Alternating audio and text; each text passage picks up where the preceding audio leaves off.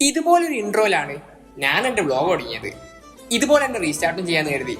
ഇന്ന് കേരളത്തിൽ എന്റെ അവസാനത്തെ ദിവസമാണ്. അതുകൊണ്ട് തന്നെ മാക്സിമം എക്സ്പ്ലോർ ചെയ്യാനാണ് എന്റെ തീരുമാനം. ഉമ്മാന്റെ കൂടെ ഒരു സൽക്കാരത്തിന് പോവാണ്. എടവണ്ണപ്പാറയിലുള്ള ഹോട്ടൽ ഫാരിസിലാണ് സൽക്കാരം. ഈ മാമന്റെ വകയാണ്.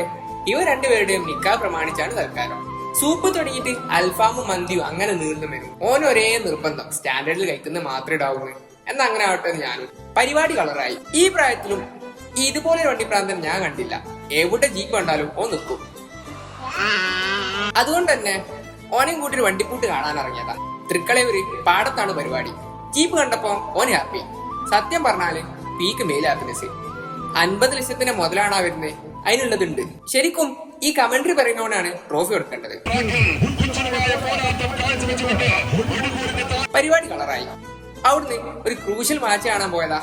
അതും PTMിലേക്കാണ്. ഇതാ ഇവന്റെ കളി കാണാനാണ് വന്നത്. വള്ളംകളി പ്രതീക്ഷിച്ചു വന്നപ്പോ നിരാശയാണ് ഫലം. ഓൻ ബാറ്റുമ്പോ കൊള്ളിക്കുന്നുണ്ട്.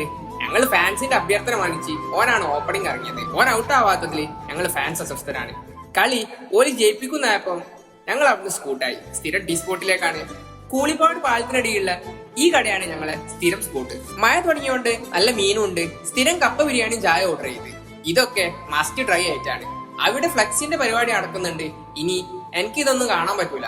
അപ്പം ഇന്ന് ഇത്രയൊക്കെ ഉള്ളൂ.